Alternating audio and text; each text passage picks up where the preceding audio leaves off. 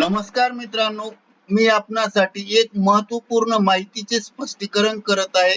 तर चला स्पष्टीकरण करूया. शाळा व शाळेच्या सर्व वर्किंग घटकाचा कार्यभार संदर्भात सविस्तर माहिती. या संदर्भात बातमीचे टायटल आहे, शाळा व शाळेच्या सर्व वर्किंग घटकांचा कार्यभार संदर्भात सविस्तर माहिती. तर चला पाहूया स्पष्टीकरण. नमस्कार मित्रांनो, आपले सर्वांचे स्वागत. महाराष्ट्रातील अनेक शिक्षकांनी मला अनेक फोन करून माहिती विचारली.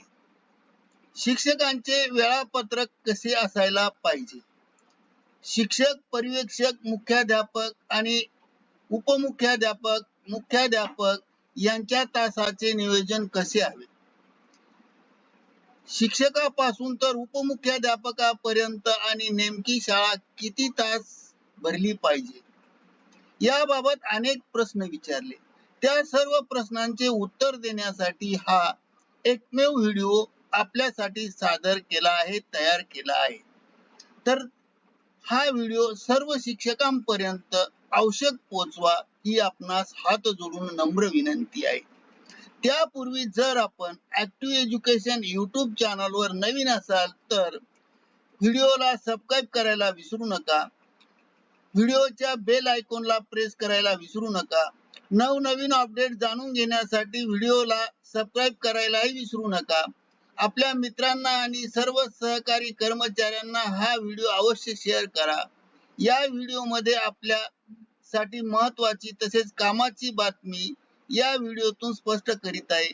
तर मित्रांनो, माझ्या निदर्शनास आलेले आहे की काही शाळा 6 तासाच्या भरतात, काही शाळा 7 तासाच्या भरतात, काही शाळा 8 तासाच्या भरतात. म्हणून एक वाक्यता महाराष्ट्रात कोठेही आढळून येत नाही. ही बऱ्याच ठिकाणी माहिती आढळून येत नाही. म्हणून आपण माध्यमिक शाळा संहिता व RTE ऍक्ट नुसार प्रत्यक्षात परिस्थिती स्पष्ट करत आहोत. माध्यमिक शाळा संहिता काय म्हणतात, किती तास शाळेचे असले पाहिजे, जेणेकरून आवश्यक आहे. वास्तविक परिस्थिती आपल्या समोर मी आज मांडतो आहे. सर्वात आधी तास आणि तासिका यांच्याबद्दल फरक आपण जाणून घेतला पाहिजे. मित्रो, एक तास म्हणजे 60 मिनिटे होय. त्याला घड्याळी तास असे म्हणतात. घड्याळी तास होय.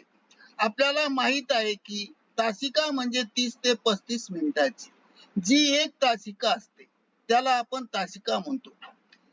शाळा माध्यमिक शाळा संहिता 54(1) मध्ये दररोजची शाळा 5 तास भरायला पाहिजे असा नियम आहे. किमान अध्यापनासाठी 5 तासांची शाळा अध्यापनाचे तास करेल किंवा अध्यापनाचे तास घड्याळी तासिकेप्रमाणे 5 तास हवे. शाळेच्या शिक्षकांच्या तासिका तास नाहीत, तासिका.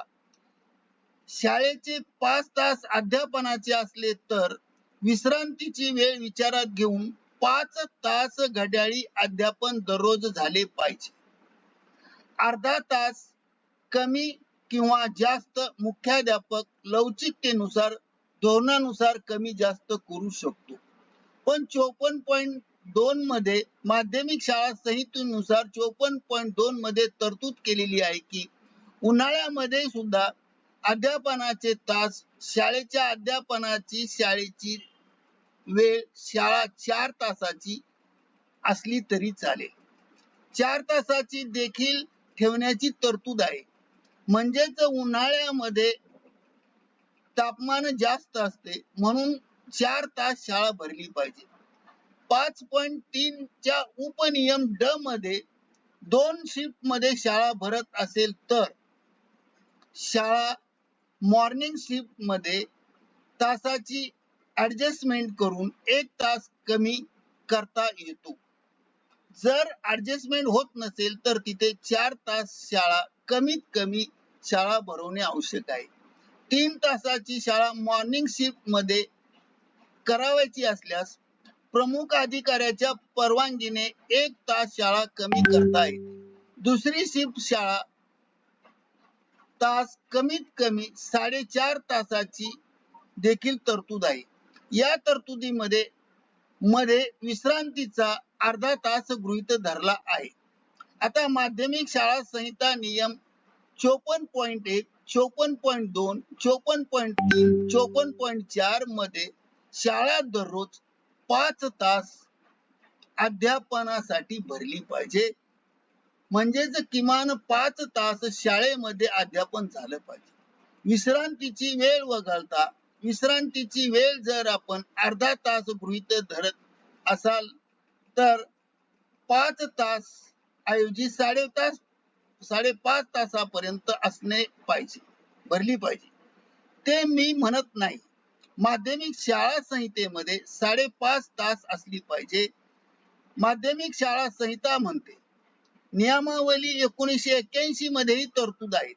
माध्यमिक शाळा संहिता नियम 21 मधील कलम 1 नुसार कार्यभार दिलेला आहे. त्यामध्ये स्पष्ट तरतूदही केली आहे. विश्रांतीची वेळ वगळता आठवड्यातील 30 तासिका 30 किंवा 35 मिनिटाच्या 30 तासिका शिक्षकांनी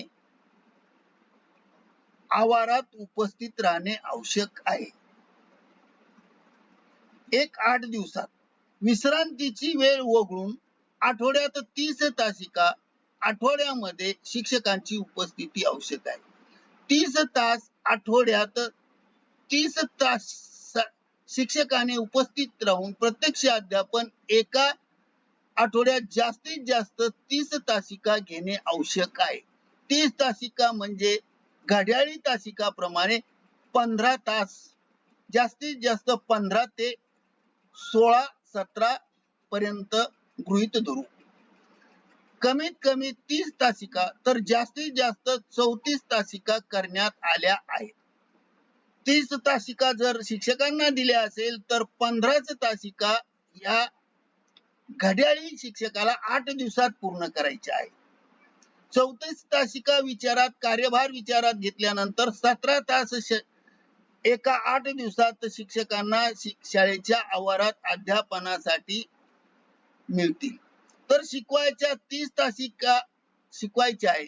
उपस्थित राहायचा विश्रांतीचा वेळ अर्धा तास हा आठवड्याच्या 30 तासिका आपल्या एका आठवड्यात हे अध्यापनाचे कार्य होणे आवश्यक आहे. यामध्ये दुपारचा विश्रांतीचा वेळ गृहीत धरला आहे. बालकाच्या मोफत व सक्ती अधिनियम 10 एप्रिल 2010 रोजी महाराष्ट्रात लागू झाला आहे. RTE ऍक्ट नुसार माध्यमिक शाळा संहितेनुसार शाळेतील घटकांचे पुढील प्रमाणे तासांचे वेळापत्रक पाहावे. हे पहा आता. वेळापत्रकाप्रमाणे आपण ही माहिती पाहूया. वेळापत्रकामध्ये ही माहिती स्पष्टपणे दर्शविलेली आहे आणि ती माहिती आपण पाहत आहोत. वेळापत्रकाप्रमाणे निर्धारित करून स्पष्ट करत आहोत. शाळेतील घटकांचे असे वर्किंग लोड पाहिजे आहे. हे पहा. मुख्याध्यापकाचे 4 तास अध्यापनाचे, उपमुख्याध्यापकाचे 8 तास अध्यापनाचे, पर्यवेक्षकाचे 12 तास अध्यापनाचे, शिक्षक किंवा उपशिक्षक कमीत कमी 16 तास, जास्तीत जास्त 19 तास. हे वर्किंग लोड प्रत्यक्ष अध्यापनाच्या घड्याळी तासिकाप्रमाणे आहे. तर मित्रांनो, आजच्या आपल्या व्हिडिओ मध्ये मी स्पष्टपणे सांगतो आहे, शिक्षकांना एका आठवड्यामध्ये त्यांचा कार्यभार पूर्ण करण्यासाठी जास्तीत जास्त 16 तास घड्याळी हे एका आठवड्यात म्हणजे 7 दिवसात पूर्ण होणे अपेक्षित आहे. मुख्याध्यापकाला 4, उपमुख्याध्यापकाला 8, पर्यवेक्षकाला 12 हा गृहीत धरा आणि त्यानुसार शाळेचं वेळापत्रक मुख्याध्यापकाने आपल्या ऍडजस्टमेंट नुसार भरावे किंवा करावे.